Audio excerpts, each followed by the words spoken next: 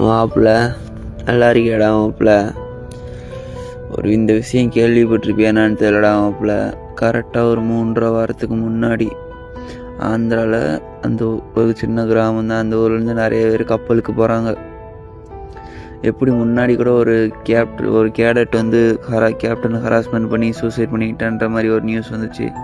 அது மாதிரி இவனும் ஒரு ட்ரெயினி ஜிஎஸ்ஸாக போயிருக்கான் கப்பலுக்கு. நான் ட்ரெயினி ஜிஎஸ்ஆ கப்பலுக்கு போய் ஃபஸ்ட்டு கப்பலில் நல்லா கொஞ்சம் வீட்டு யோசனை அப்படி இப்படிலாம் இருக்கும். வேலையெல்லாம் நல்லா தான் செஞ்சுருக்கான். ஒரு நாள் வீட்டுக்கு ஃபோன் பண்ணி ஒரு நாள் இல்லை 2 நாள் தொடர்ந்து ஃபோன் பண்ணி இது மாதிரி என்னை கேப்டன் ஹராஸ்மெண்ட் பண்ண பார்க்குறாரு அப்படின்ற மாதிரி ஃபோன் பண்ணி சொல்லியிருக்கான். அதுக்கடுத்து ஒரு 2-3 நாளாக இருந்துச்சு. கம்பெனிலேருந்து கால் வந்திருக்கு, இது மாதிரி உங்கள் மையம் வந்து ஃப்ரீசர் ரூம்குள்ளே போய் அவனால் லாக் போட்டு சூசைட் பண்ணிக்கிட்டேன் அப்படின்ற மாதிரி.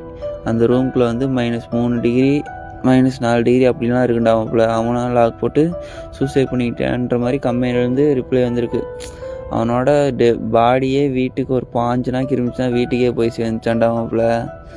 இது அப்புறம் எனக்கும் தெரிஞ்சால் என் கூட ஒருத்தன் வேலை பார்க்குறேன், அவங்க ஊரில் தான் இது நடந்திருக்கு. சரியா மாப்பிள்ள? முன்னாடி ஒரு பையன் இருந்தால கேட்டுட்டான், அவன் இருந்தப்போ கூட வெளியே நியூஸ் வந்துச்சு. இந்த நியூஸ்னால் வெளியவே வரல. தெரியல மாப்பிள்ள. இது எதுக்கு உங்கள்கிட்ட சொல்கிறேன்னா வச்சுக்க, ஃபஸ்ட்டு கப்பலில் கொஞ்சம் வீட்டு யோசனை மண்டை அப்படியே போட்டு ப்ரெஷர் ஆகிக்கிறோம். அதெல்லாம் பொறுத்துட்டு நல்லா வா சரியா போட்டு அதெல்லாம் யோசிக்காத. வேலை கொஞ்சம் ஸ்ட்ரகிள்ஸ்லாம் இருக்க தான் செய்யும். அதுக்கெலாம் தெரில சூசைட்ஸு. ஆனால் அது என்னான்னு தெரில. அவங்கெல்லாம் கொண்டாங்களா இல்லை அவனா சூசைட் பண்ணிக்கிட்டான்னா என்ன கதைன்னே யாருக்கு தெரியும்.